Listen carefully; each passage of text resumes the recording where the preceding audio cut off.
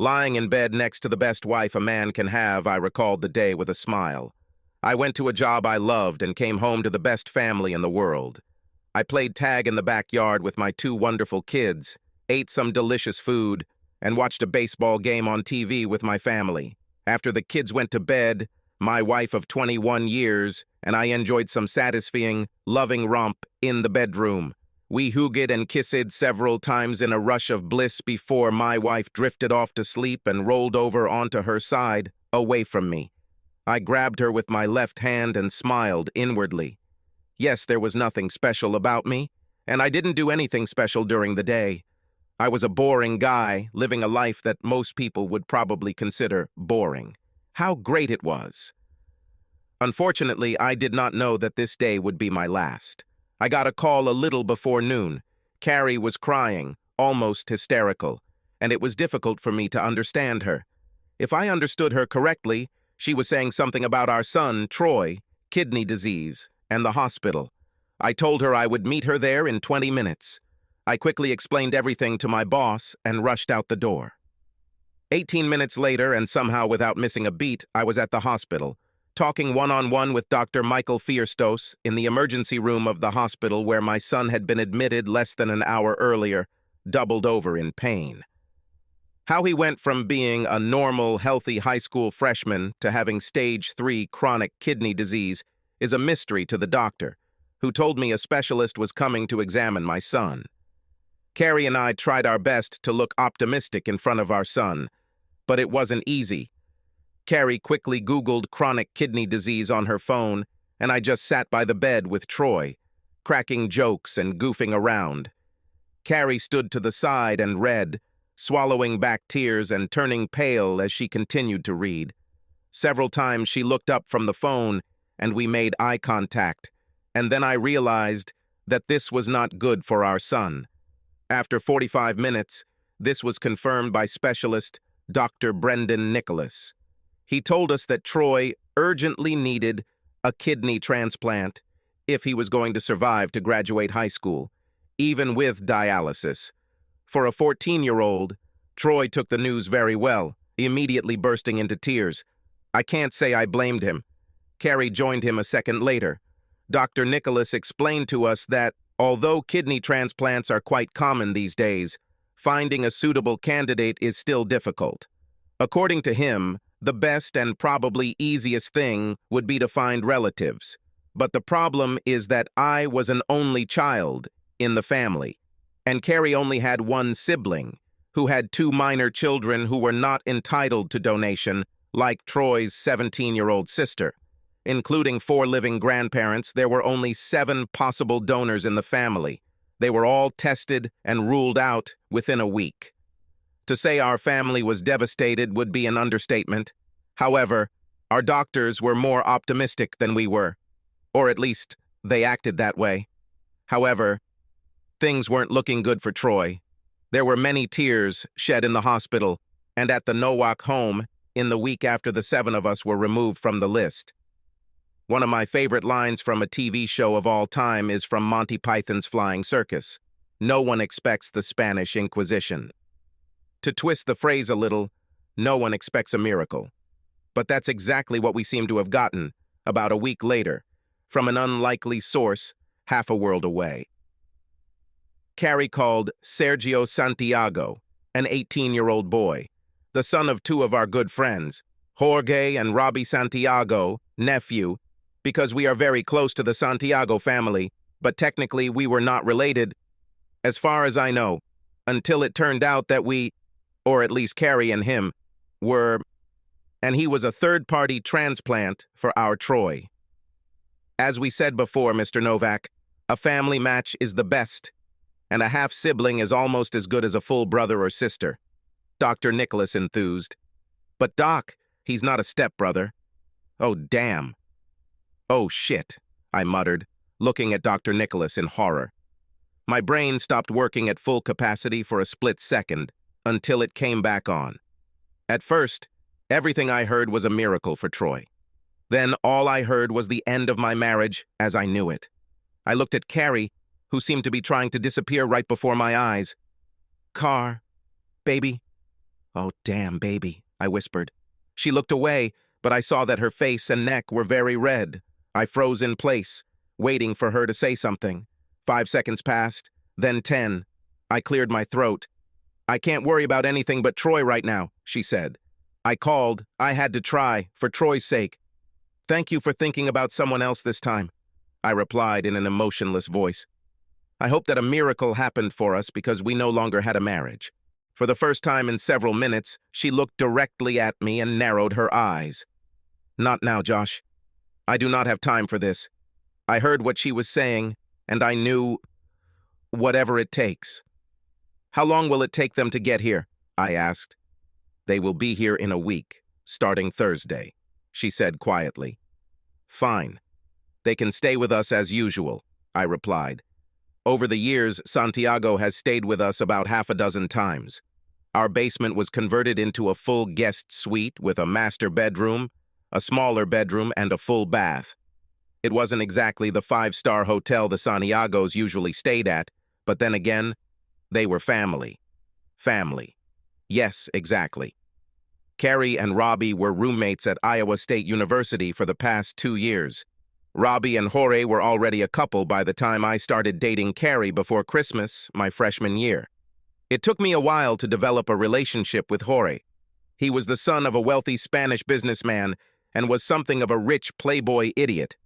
However, I realized that he is essentially a good guy without a single evil bone in his body, and his goofiness is largely due to the fact that he did not live in the real world until he came to the United States for college. We ended up developing a pretty good friendship, although a lot of it was still centered around the women in our lives. They were best friends as well as roommates, and there were even rumors around campus that they were more than just friends. But I've never seen any evidence of this. Jorge and Robbie got married 6 months after we all graduated from university. Carrie was a bridesmaid, and I attended the wedding as a guest. 6 months after that, Robbie was Carrie's bridesmaid at our wedding in Champaign, Illinois. And of course, Jorge was there too. I can't even begin to describe how busy our lives suddenly became. In addition to the fact that Troy required dialysis every day, there seemed to be legions of doctors and nurses around him at all times. There was a lot to take into account. The operation, post-operative care, all the necessary medications, and psychological aspects. And for an adult, this would be too much, but for a 14-year-old teenager, it seemed incomprehensible. Troy was scared, and I didn't blame him. He was an athletic, fairly strong child with a quick mind. It seemed like nothing could throw him off balance until this happened. Suddenly, he felt very bad and in pain. My heart ached because I couldn't do anything to stop the pain. I knew that Carrie was suffering for our son as much as I was, so I let the elephant graze in the room for now. I spent the next week working half days. At least it gave me something positive to focus on other than my son and my wife's cheating. Lord, how I tried to push this to the back of my mind, but no matter how hard I tried, Troy's illness was like a blow to my heart. Carrie's affair was a low blow. Work was the only part of my life that didn't bring me pain. Over the next few days, Carrie and I were rarely alone.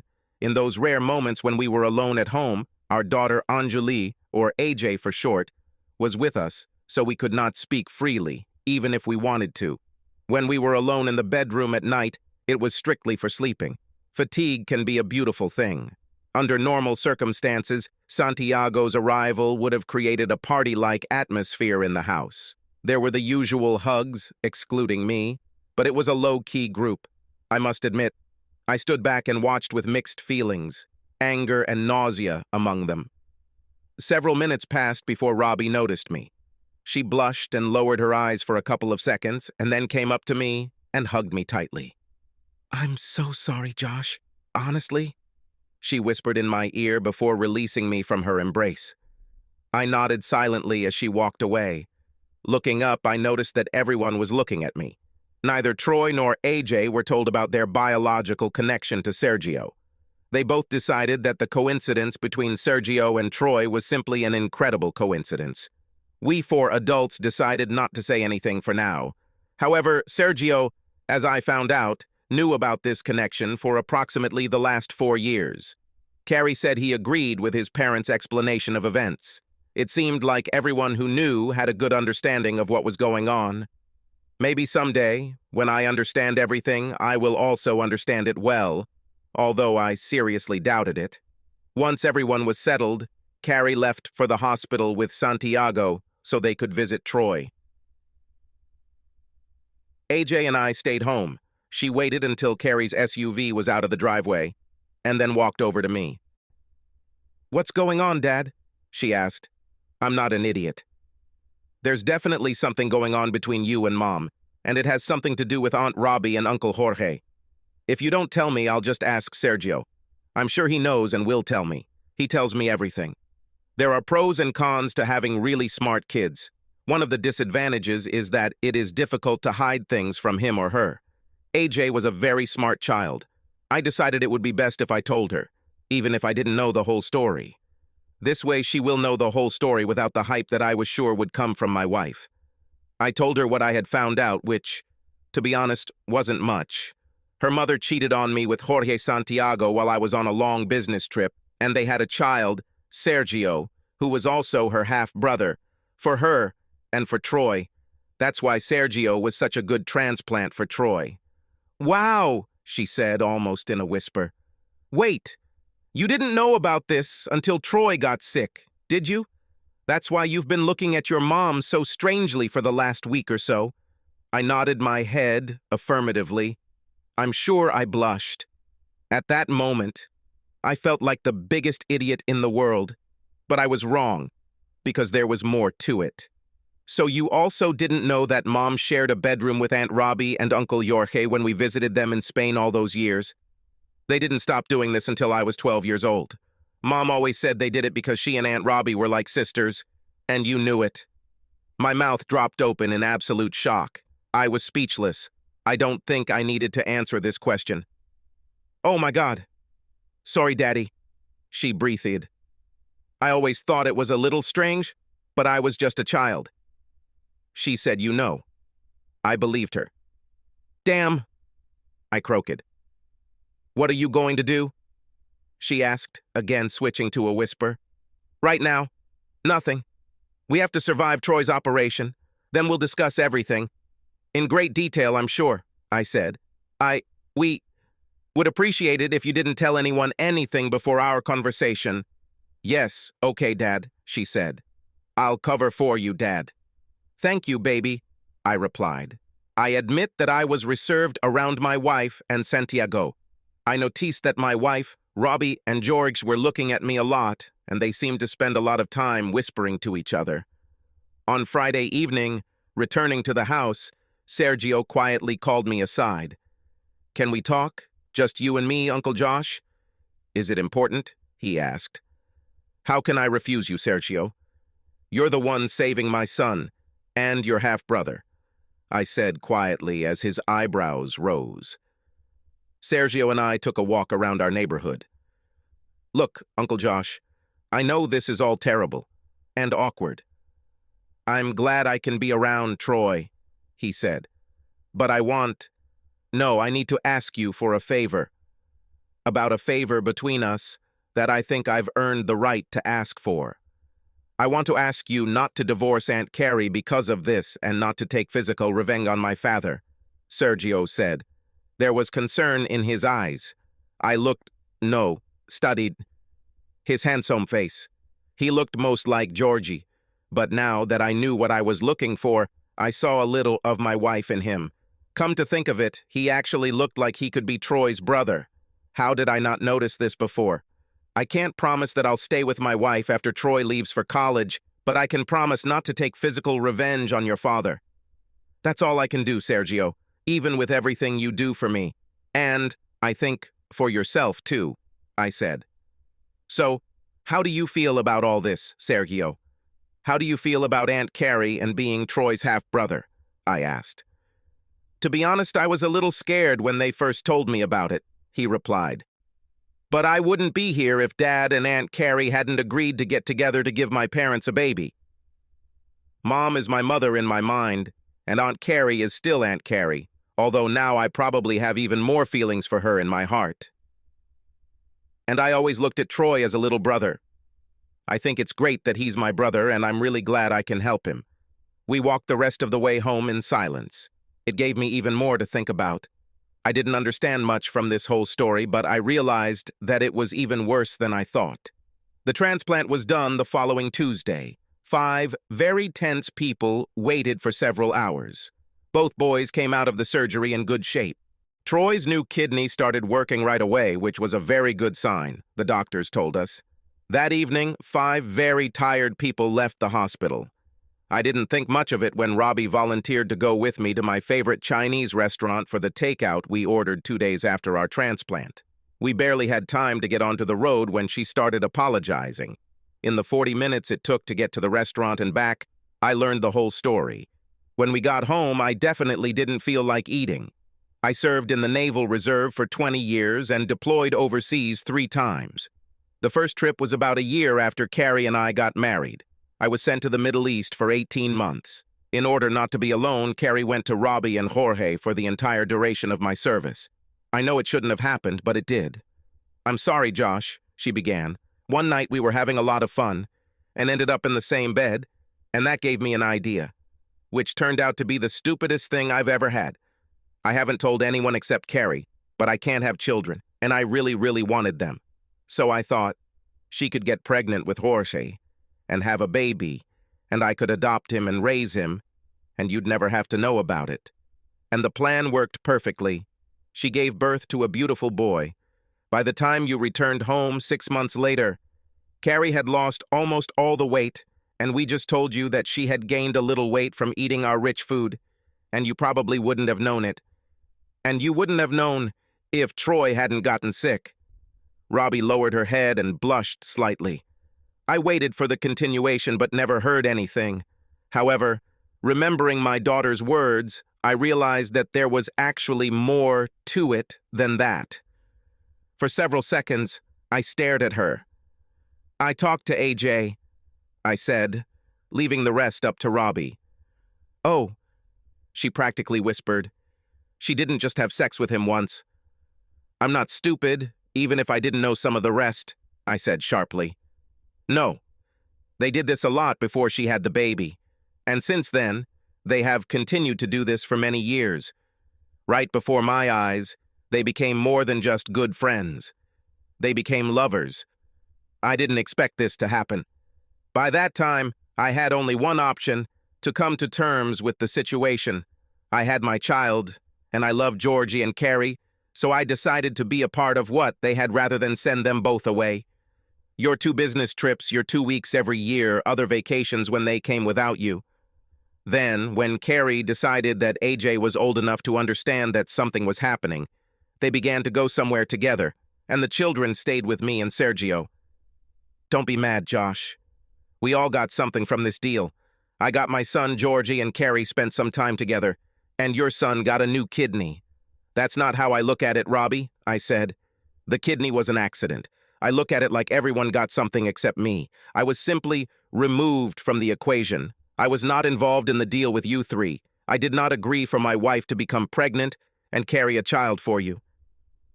I didn't consent to my wife having an affair for 19 years. Although now that I think about it, maybe I was the one having an affair with Carrie. Maybe I was her second man. He was her first love, and I was a minor character. You may have accepted the fact that you only have a piece of your husband's heart, but I will not accept the fact that I only have a piece of my wife's heart. I'm an all-or-nothing guy, Robbie. You should know this about me. My wife definitely must have known this about me." "So what are we all going to do next, Josh?" she asked. "I don't know, but I promised Sergio that I would stay with Carrie, at least while Troy lived at home, and not hurt your husband," I said. "How could you and Jorg do this to me?" "I thought we were friends. Hell, just family. Family doesn't do that to each other, Robbie." We pulled into the driveway and the conversation ended there. Both boys were released from the hospital and returned home within a week. Modern medicine is simply amazing. If nothing unexpected happens, Troy will live a long and normal life, and so will Sergio. The elephant remained quietly in the room until the evening, when the Santiagos were ready to fly home. I agreed that AJ would stay with the boys in the family room and watch some zombie show while eating pizza and drinking soda. The adults went with me to my home office, where in addition to the desk, there was a sofa and a couple of armchairs. I grabbed a couple bottles of wine and bought a selection of deli meats from a local store. When I walked into the room, it didn't escape my notice that Carrie and Jorge were sitting together on the couch, and Robbie was alone in the chair. I placed everything on the coffee table and pulled a chair towards me. As everyone filled their plates, I began the discussion by once again praising Sergio for agreeing so readily and what it said about how Robbie and Jorge raised him. Carrie supported my statement, and I know Sergio's parents must be bursting with pride. Still, what can I say other than the fact that I'm incredibly angry at both of you? I said, looking around at the couple on the couch. If I hadn't made that promise to Sergio, you both could be dead right now. How could the man who was supposed to love me more than anyone in the world do this to me? Chatting on me multiple times and secretly having a child with another man? Continue dating your lover for the next 18 years. Yes, now I know about this too. Damn, you did this practically in front of my children. Carrie looked like she wanted to respond, but apparently changed her mind. I just figured it out. Oh shit, I whispered. You two have been having fun with each other ever since you showed up here again. How many times? Once? Twice? Every damn day? She lowered her head and did not answer. I looked at Jorge, then at Robbie. Only twice, as far as I know, Robbie finally answered. Damn it, woman, I muttered. Tell me what's not in our bed. Carrie didn't look up from the floor. Now I understand, Carrie. I'm slow, so it took me a while. You may love me, but you're in love with him. He's number one. I'm number two. Just like Robbie is to Jorge. Tell me I'm wrong. There might as well be crickets chirping here. I finished my glass of wine and poured myself another. I offered to pour another for the other three in the room, but they all silently refused. I really love you, Josh. I never took anything from you. I never left you for him. We only met when you were unavailable, Carrie said to finally break the silence. This is cool, baby. You took away my trust, loyalty, and devotion, I said. I also don't remember our vows giving either of us a hall pass unless our spouses were available, which 19 years ago meant I was a lieutenant firing and sweating my ass off in the Middle East. While I was losing a couple of friends, you were sunbathing in the south of Spain when you weren't in bed, entertaining these two, getting pregnant with his child, and then giving birth to his child. We don't even need to talk about all the other times you two were together.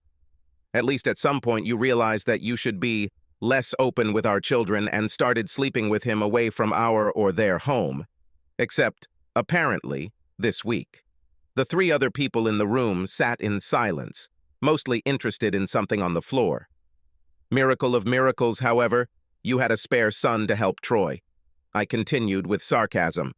I'm sure exposing yourself was the last thing you wanted to do, so I at least appreciate it.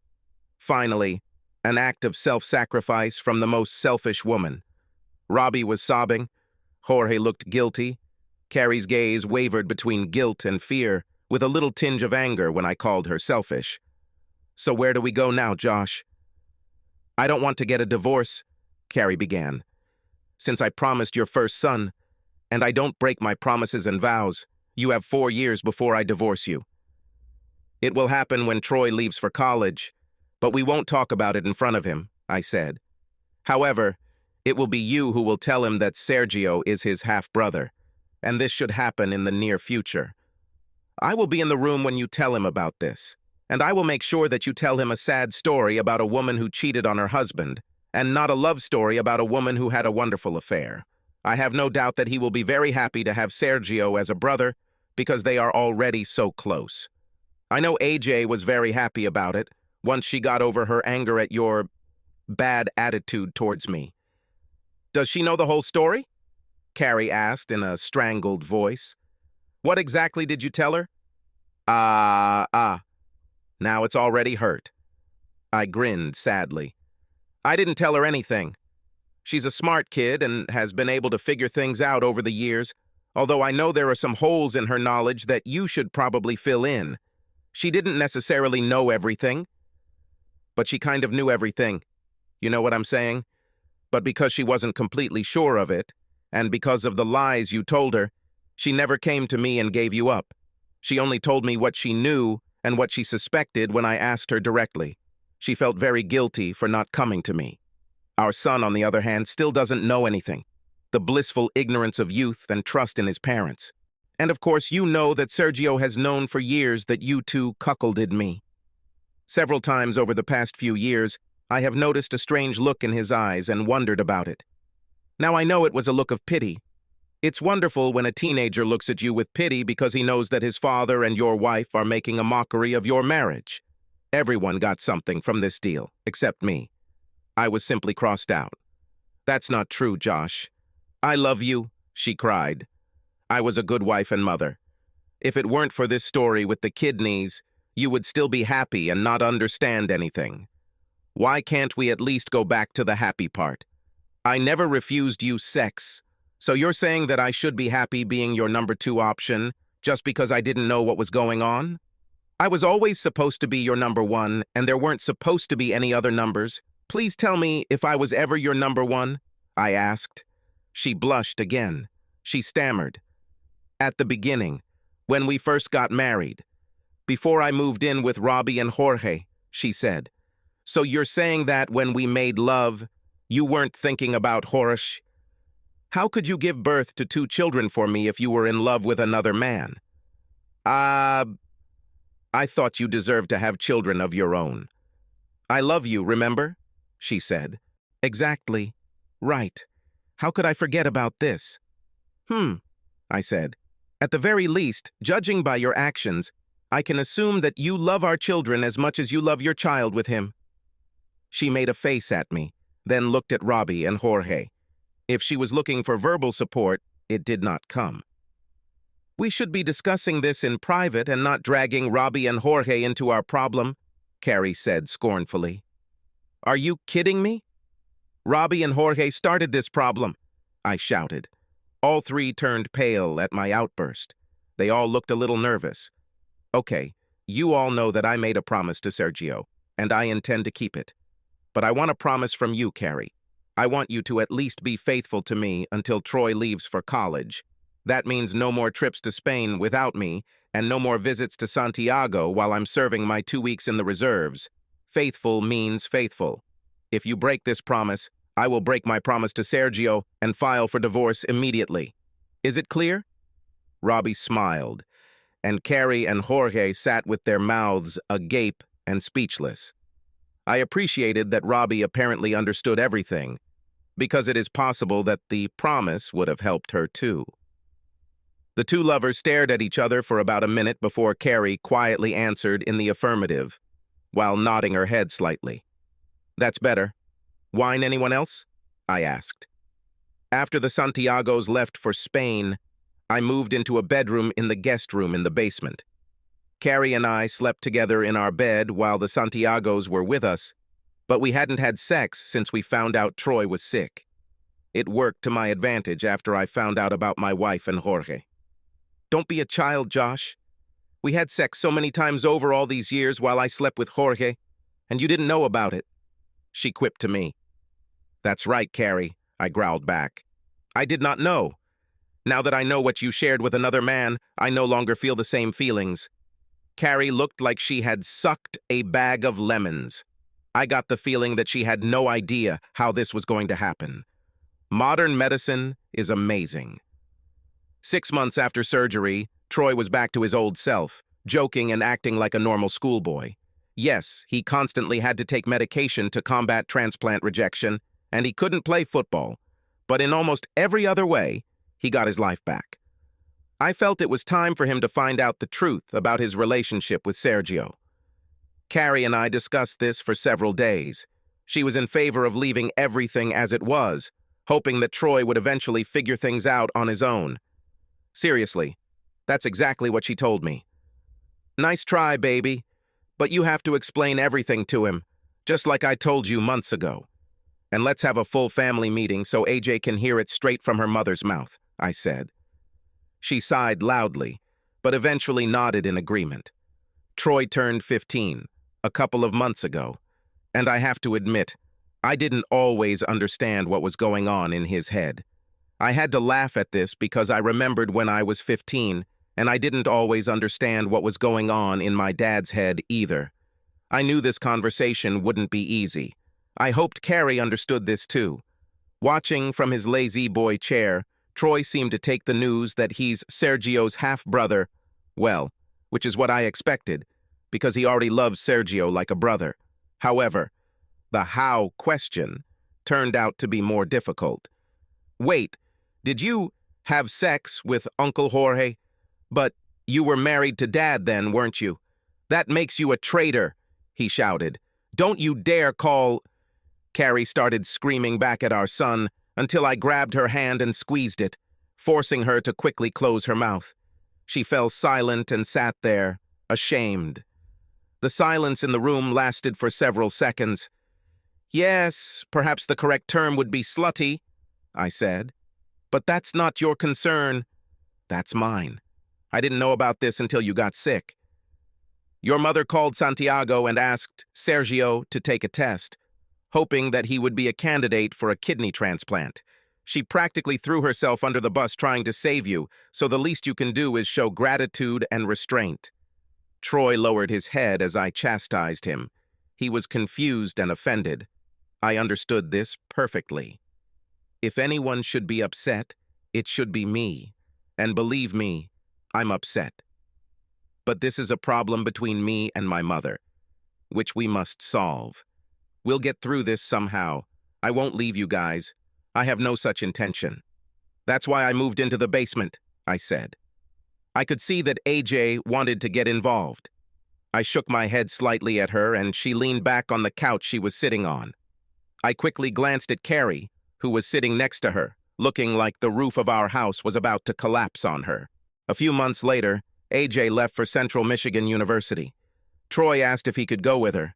I know it seemed like a joke, but when I looked at his face, I realized that he was completely serious. In the house with my son, Carrie and I were at least polite to each other. We did all the normal parenting things like attend his school events. It seemed to me that at that time, we were a completely believable, loving couple, although I could see how our pretense was straining my wife. But I didn't care. I was going to live my life and enjoy being a father to my son. It also bothered my wife that we lived separately at home. There was no touching, no loving phrases, no little jokes, and definitely no intimacy. She couldn't just turn over and start doing things in bed at night because I wasn't there for her, literally. The latter was also not easy for me, but her infidelity somewhat dulled my libido. Josh, can't we at least go back to being us physically? I mean, we've always had a pretty good sex life. I never refused you anything, you know. Can't we at least get back to this? I know you're human and you have to have needs. Carrie pleaded with me one evening about 3 months later while Troy was out with friends.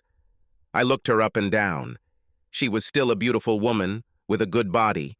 It would literally just be sex because I wasn't in love with her anymore. Although I still loved her, this feeling gradually faded away. It will be sex, pure and simple, not lovemaking. I will get mine, and she will get hers. I didn't plan to work for her benefit. I guess so, but you'll have to go down to my room. Knowing what I know now, you have abused our marital bed many times over the years, and there is no way I will make out with you in that bed again, I croaked. Yes. Okay, I understand. I'll come to you in a few minutes. I just need to clean myself up a little, she said. Getting Carrie ready included applying a little makeup and perfume, quickly styling her hair, and putting on my favorite lace teddy under her robe. Entering my room, she took off her robe and twirled around in it. I had to quickly imagine her with Jorge to keep my excitement under control. I rolled off Carrie and lay on his back, enjoying his personal aftertaste. Once upon a time, I would have enjoyed the afterglow with Carrie in my arms. I really regretted that those days were gone forever. When I heard Carrie sobbing next to me, I knew she probably knew what I was thinking. I resisted the temptation to hug her and calm her down. After a few minutes, she stood up, threw on her teddy and robe, and quietly went back upstairs. There were no discussions, no pillow talk, just silence. When I went upstairs to watch TV in the family room, I heard the shower running in the master bathroom. I was sitting in gym shorts and a t-shirt when Troy got home. It was clear that something was gnawing at him.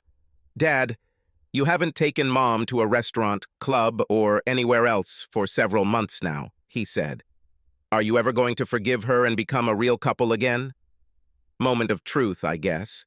I reflected a little on what was in my heart and head before answering. He waited patiently while I figured out how to phrase my answer. "Troy, I don't think I'll ever be able to forgive her enough to go back to what we had, or what I thought we had. It was all a sham. It was a lie. Your mother is in love with Uncle Jorge, and I'm just her backup plan. Now that I have realized this fact, how can I go back to it? Football teams have backup quarterbacks, but marriages don't have backup husbands," I said. "I'm sorry, son, but what we have now is probably the best we have left." Troy looked shocked, but I think he understood. He went to his bedroom. Carrie understood too. Every few weeks, she asked for some personal time, which became code for sex. I suppose she could have been secretly having sex with someone else, but she knew that if she got caught, whatever happened next would be entirely on her. I don't know if Carrie felt the significance of Troy's graduation as much as I did. Once upon a time, probably, yes. But I have long since stopped worrying about what she does and what worries her. I didn't love her anymore. I still cared about her. We had a shared history and 2 wonderful children, but her years of deception had dulled my feelings to the bare minimum. I have always believed that hate is the polar opposite of love. I have learned from my own experience that the opposite of love is indifference. Who knew? I remember heading off to college with 10 days' worth of clothes, 14 pairs of underwear, and a stereo system. Troy went to the University of Oregon with 14 days' worth of clothing, 14 pairs of underwear, an iPad, laptop, cell phone, headphones, and 2 boxes of other stuff. Yes, things have definitely changed. Troy was really excited and chatted for most of the 2-day trip. Hell, it was basically a 16-hour monologue. I don't think Carrie managed to get more than 2 words in, and I didn't say more than that. I don't think Troy even realized that he was pretty much the only one talking for 2 days. Since Troy stayed in Eugene, the car ride home was incredibly quiet. I drove the car for about 12 of the 16 hours. Carrie was the chief navigator, which also meant she was in charge of most of the music. If I hear a Michael Bolton ballad one more time in my life, well, I knew that Carrie was feeling incredibly melancholy when both children practically left home. Don't forget, I said Carrie was a good mother, and I knew she loved the children much more than she loved me. I may not have been her favorite man, but AJ and Troy were on her list of favorite children. I could tell by how gloomy she was that she wasn't looking at the big picture. I thought I would feel better when Carrie was handed an envelope right after we pulled into our driveway. She grabbed the envelope as if it were radioactive, burst into tears, and ran into the house. I felt small. When I made plans for the post-trip period, I was working on pure revenge. Looking back, I realized it was just petty. I know I need help. I also knew that we were done as a married couple from the moment I found out about her infidelity. I kept my promise to Sergio. I told him I would stay with Carrie until Troy left for college. I gave her 2 extra days. I was lying in my room when I heard her knock on the door. The door was unlocked, so I told her to come in. "Do you hate me that much now, Josh?" she asked quietly. "Did I destroy everything?" "Yes, you ruined everything, but I don't hate you, Carrie." "I just don't care about you now," I said. "But we had something good for many years until you found out," she argued. "Is it true? It was all a lie to me after you left for Robbie and Jorge the first time. You no longer loved only me, as you promised. She no longer gave her body to me alone, as she had promised. You gave birth to a child from another man. Why couldn't you just be honest with me after you fell in love with Jorge? Why couldn't you just divorce me? You stayed with me and gave me 2 wonderful children, but you deceived me for 18 years. You robbed me of 18 years where I could have been looking for a woman to share my life with instead of wasting those 18 years being a selfish woman's second choice. Go back to Jorge, Carrie. Can't you see it? I'm setting you free. But I loved you, Josh. Can't you see it? I couldn't stay with you for 20 years if I didn't love you. Yes, I'm not in love with you like I am with Jorge, but I really love you, she cried. Your version of love is different from mine, Carrie. If you really loved me, you would have done right by me and not kept me as a backup boyfriend. I should have been number one.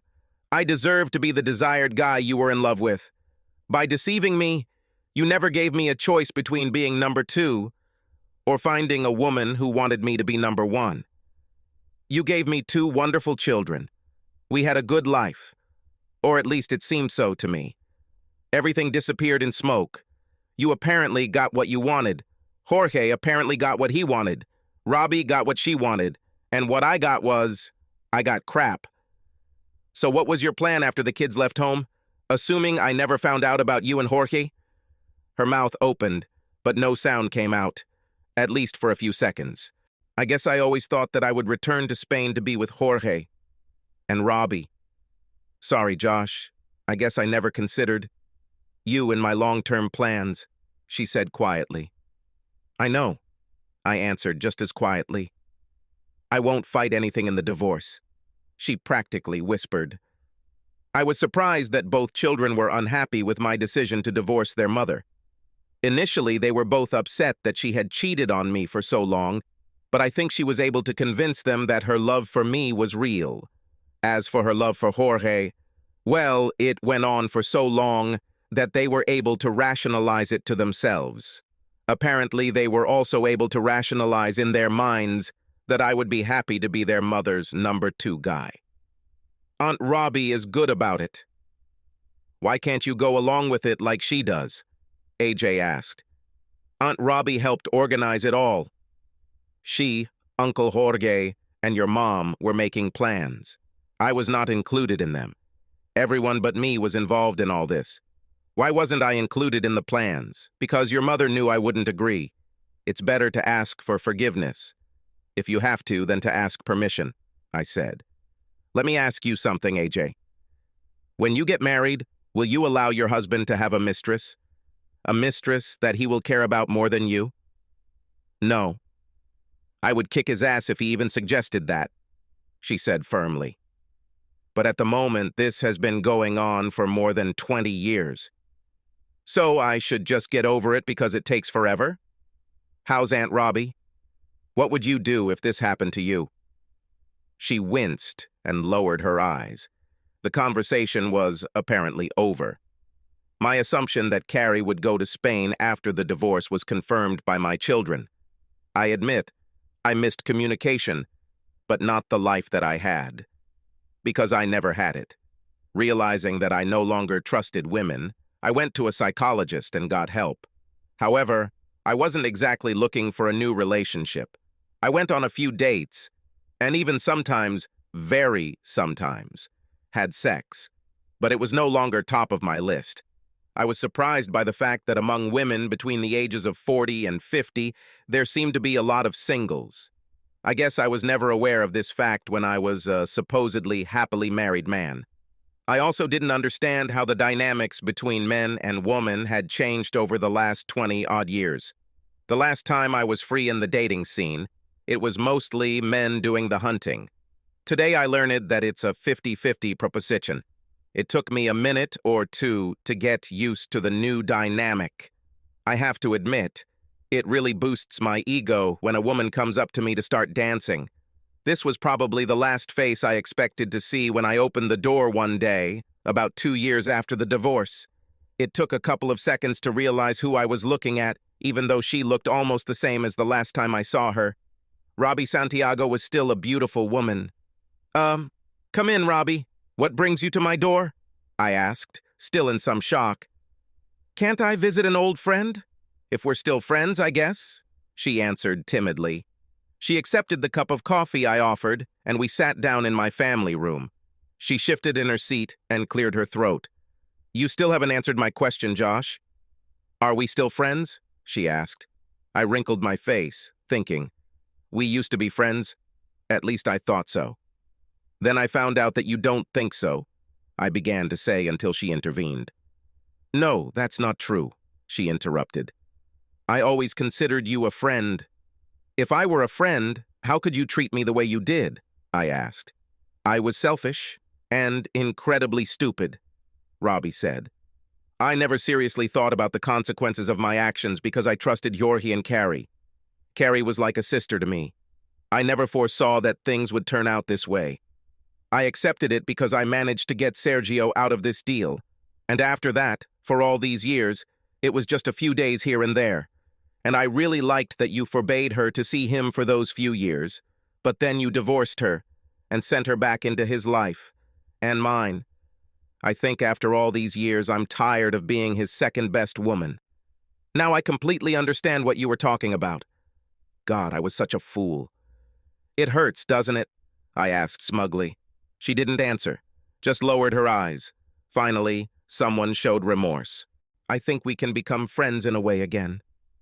Friends bound by shared experiences, I said. We talked until late at night. We moved on from coffee to a bottle of Pinot Grigio and finished it off. As she turned to leave, I surprised her, and myself, by offering her my guest room. She agreed. Frankly, it was funny, getting a piece of my old life back. I think we both enjoyed this meeting. The second weekend she stayed with me, we went out to a restaurant for dinner, and then went to an upscale bar for drinks and dessert. It was two old friends, not a date, but somewhere along the way, hormones got involved. She was wearing a rather tight navy blue dress, showing off more than a hint of cleavage and muscular toned legs. I certainly didn't plan for anything to happen, so I was a little surprised when I felt myself getting an erection while we were eating dessert. I blushed, and she just understood. She reached across the table and took my hand. We continued to hold hands for the rest of the evening. We were probably a block from my house when Robbie changed the game. It doesn't have to mean anything, Josh, she croaked. You're a handsome single guy, and I'm in an open marriage. We are consenting adults. I smiled widely. I reached for her hand, found it, and kissed it. Clothes started falling to the floor almost as soon as we got back to my house, like something out of one of those romantic movies. As we walked towards my bedroom, I discovered that Robbie's kissing skills were top-notch. When we got to my bedroom, I carefully laid her down on the bed. Her breathing became uneven and then ragged. She started shouting something in Spanish. I knew she was bilingual after living in Spain for so many years, but since I had only been to their house a few times, my Spanish was pretty poor. In English. Say it in English, baby. How can I tell if you like something or not if you speak a language I barely know? I said. I gradually moved to the side so as not to hurt her with my weight. She smiled softly as I looked into her eyes. I won't lie and say that it was the best sex I've ever had, although it was the best since I found out about Carrie's infidelity several years ago. We did it again that night and again in the morning. We showered together and happily washed each other's bodies before I took her to IHOP for a great breakfast. We spent most of the day on the couch in the family room, cuddling, kissing, and watching TV. She did not return to sleep in the guest room for the rest of her stay with me, which lasted another 3 weeks. I need to go back to Spain and divorce Jorge and then decide what I want to do with the rest of my life, Robbie said. I know we had fun together, but we both know we're not right for each other in the long run. And yet you're a damn good person, Josh. I'm really sorry that I started to ruin your marriage. You didn't force her to do what she did, and at least you showed remorse. That's more than with Carrie, I said. Well, I hope you find someone who appreciates you for everything you bring, which is a lot, Robbie said. Carrie had been living with Jorge for 5 years, and my children moved to the south of Spain to be closer to their mother. I miss them, but not their attitude. I'm tired of apologizing for divorcing their mother because she cheated on me. No one was more surprised than I was when Troy called at 6 in the morning one Sunday morning. Yeah, who the hell calls someone on a Sunday at 6 in the morning? I didn't bother to look who was calling. I just grabbed the phone and screamed. What? This better be a fucking emergency or someone is going to die, I shouted. Dad! Dad! It's me, Troy. Why are you so angry? He asked. It's 6 in the morning on Sunday, Troy. Have you forgotten about the time difference? I asked. Uh, yes, I think so, Dad, he said quietly. I'll call you back later. No, Troy, don't hang up. What do you need? I asked. Uh, I'm not sure how to say this, Dad, but here's the thing. Did you know that AJ is sleeping with Uncle Jorge? He announced, rather than asked. At this point, I had about 3 hours of sleep after a very late night with a girl young enough to be dating. My son. But that was a whole other story. By the time he finished his statement, I was already awake. What? What the hell did you just say? I shouted into the phone. You heard me, Dad. I said AJ is sleeping with Uncle Jorge, he announced again. How did you know that? I asked, still at full volume. We were all at Uncle Jorge's, AJ, Sergio, and me, and when it got late, all the kids went to their bedrooms, leaving only Uncle Jorge and Mom. In the middle of the night, I was woken up by a woman's scream, and I realized that it was not my mother. I stood up and walked to AJ's door and listened for a while because I was sure that I would have to kill Sergio. For God's sake, he's her half-brother. But then it got worse. It wasn't Sergio, he said. You are sure? I wheezed. Yes, he whispered. Well, she's already 27, Dad. I think she can decide who she sleeps with. But still, it's just creepy, you know what I mean? And your mother doesn't mind? I asked. He hesitated. I'm not sure she knows about it, he said. 2 days later, I stood on the threshold of Jorge's house and waited for the answer to the call at the luxurious door. The woman in the house opened the door, gasping. Josh, what are you doing here? Carrie asked, with a very shocked look on her face. I was nearby and wanted to see my children. Do you have problems with this? I asked rudely. She stepped aside and let me inside. Why didn't you call? You could have stayed here if we knew you were coming, she said. I glared at her as all 3 kids and Jorge entered the salon. Seeing that it was me, all 3 children went to hug each other, but Jorge stayed away. The children all started talking at once, but quickly fell silent when I approached Jorge with fire in my eyes. He raised both hands in surrender. It didn't matter. I'm not the best fighter, but I can take care of myself. In this case, there was rage on my side. I threw my best straight punch with my right hand, which went through his raised arms and landed right on his nose. I felt the bone crunch and blood gushed in all directions. He backed away and I punched him in the stomach twice as hard as I could, once with each hand. I stepped back, breathing heavily, and looked around at the shocked faces. Uncle Josh, you promised me that you wouldn't hurt Dad for what he did to Aunt Carrie. Sergio howled, but wisely remained in place. I breathed fire from my nostrils as I watched Jorge wince in pain as Carrie rushed towards him. I didn't break my promise to you, I shouted back. He received these beatings for touching my daughter, your half-sister. Did you know that he had sex with your daughter?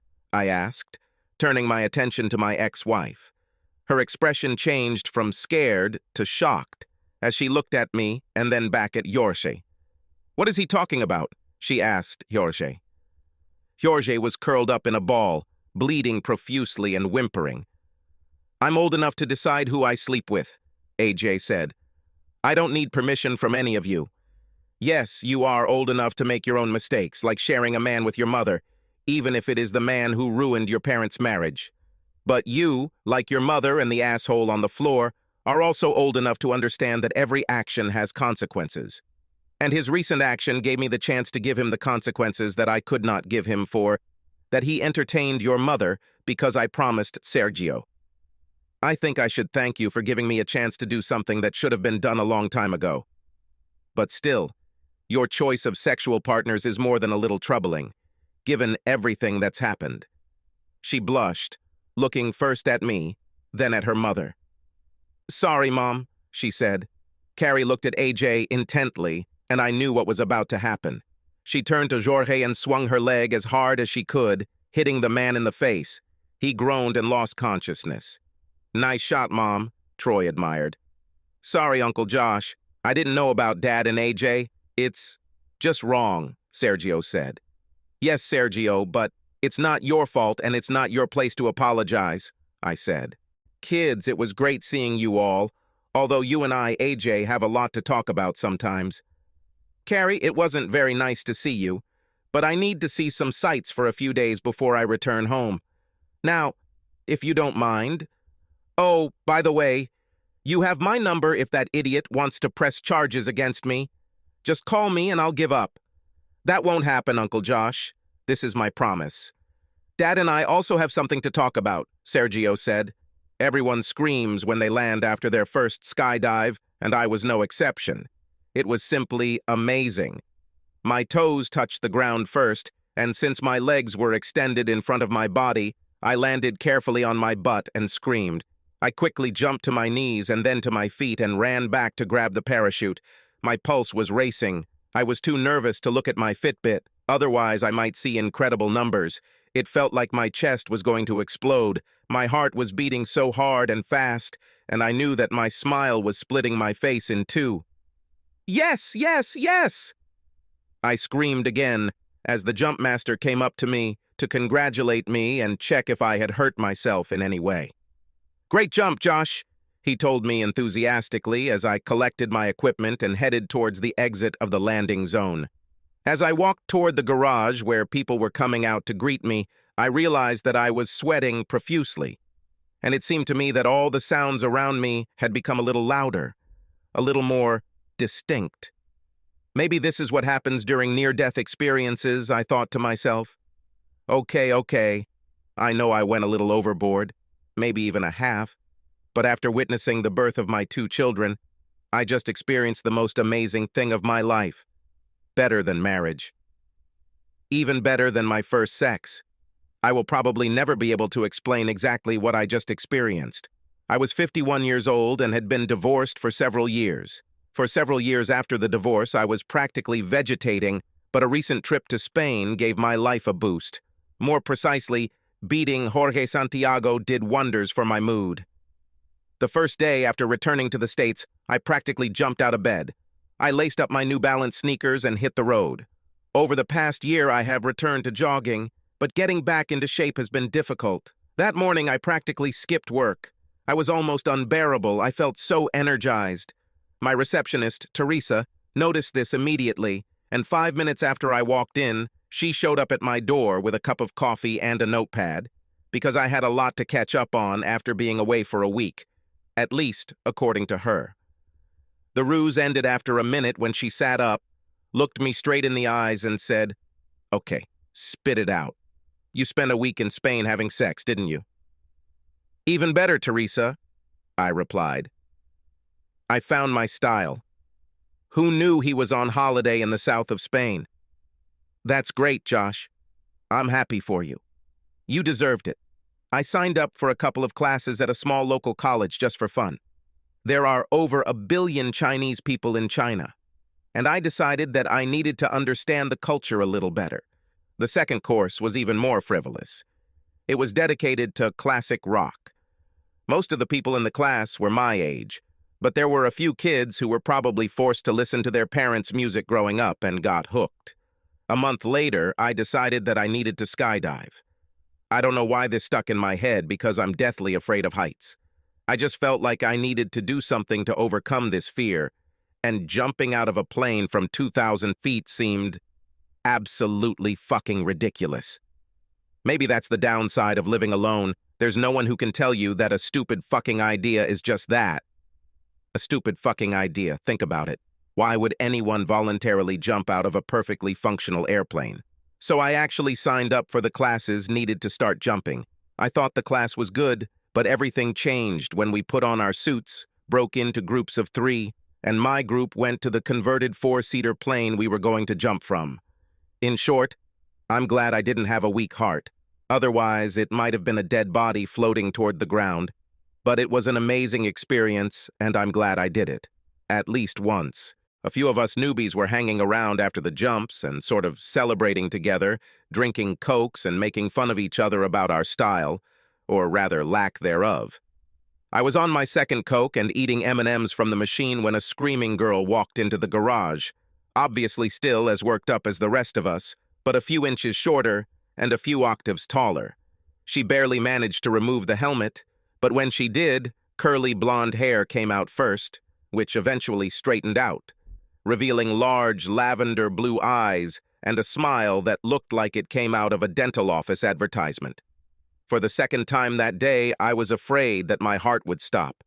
I almost choked on my candy when she took off her overalls. It was a warm day, and she wore a tight t-shirt and very tight jeans. She looked to be about 30, although I later learned that she was 44. I also later learned that her name was Evie Abraham. Maybe because she was so petite, she seemed even more animated than the others, and I couldn't take my eyes off her as we all sat around the table talking about our experiences. I finally realized I was staring and hoped I wasn't drooling. I hoped I was unnoticed when I looked to see if she had a ring on her left hand. Did not have. After that, we talked for some time until Evie got up from the table and walked towards the parking lot. I wasted no time getting up and following her. I left the airfield that day with memories to last a lifetime and a date set for the following Saturday evening. On our first date, I took her to a Chinese restaurant, and she spent the first 10 minutes at the table chatting uncontrollably about her first jump. I completely understood her, since we had a common experience. Later, we moved on to our personal lives. I told her about my ex-wife and my 2 children, and she told her about her late husband and her 2 children. She was widowed at 34 when a drunk driver killed her husband in a car accident, leaving her to raise her 2 children alone. She became very quiet after telling me her story. I saw tears welling up in her eyes, but she tried very hard not to let them fall. After the first year of his absence, I promised myself that I would no longer mourn myself, she explained. I know I cried for myself, feeling sorry for myself and the children. But that's not what Dan would have wanted. He was one of those who said, "Stop crying. It's time to move forward and move on with life." That's what I did. We will never forget Dan, but we will honor his memory every day as we move forward and live a good life. I was depressed when she finished. I didn't tell her, but I've shed many tears over the years over the loss of my wife. It looks like he's a smart person since he was able to give advice to someone he didn't even know, I said quietly. She tilted her head to the right and smiled widely. I learned that this is one of her signs when she likes something. Because she had to be both a mother and a father to her children, she became a bit of a tomboy in her early 30s. She learned to throw baseballs and soccer balls accurately and boasted that she could balance on hockey skates with a stick in her hand. Although she didn't play sports growing up, she learned to be a supportive parent to 2 athletic kids. And that meant she learned everything there was to know about different sports, including how to care for the various cuts and scrapes she got children. I can put a butterfly on cuts like no one else, and I can ice my body like a pro, she says proudly. Armed with this information, I took her to a Cincinnati Reds baseball game on our second date. She took the program from me, turned to the scorecard, and began counting up the points for the game. Damn, most guys I know can't keep score, but this babe did it like a pro. I was very impressed. My son played baseball, and my daughter played softball. I became the official stat guy for both teams, she said, using air quotes for guy. She was 5 feet tall, restless, and full of enthusiasm. She favored tight t-shirts, jeans, and sneakers, and gradually fit into my world as easily as she fit under my arm when I held her close to me. At the end of our first date, I received a chaste kiss on the cheek. I then received gentle kisses on the lips several times during our second date. After that, the kissing became more intense, but I never felt like it was the right time to pursue a relationship with her until we ended our 6th date. And she made a move. "Am I not doing this for you, Josh?" she asked as we kissed on the couch in her living room. "I mean, you've never laid a finger on me yet. And I really want something more from you than just a finger," she said, tilting her head to the right and smiling. I felt myself blushing. I suddenly felt like I was back in high school again. "It's been a long time for me."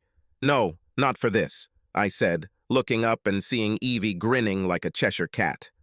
"I think we could have something special, and I guess I'm afraid I might ruin it," I replied as my heart pounded in my ears. "Oh, honey, that won't happen. At least not from me." Now, how about you show me how quickly you can get naked? She said, her eyes sparkling. 6 months later, we got engaged, and 6 months after that, we had a small wedding, which was attended only by her 2 children, my son and Sergio. AJ, although invited, decided not to come because I had not invited her new husband, Jorge, whom Carrie divorced almost immediately after she found out he was sleeping with her daughter. No wonder we didn't go to Spain on our honeymoon.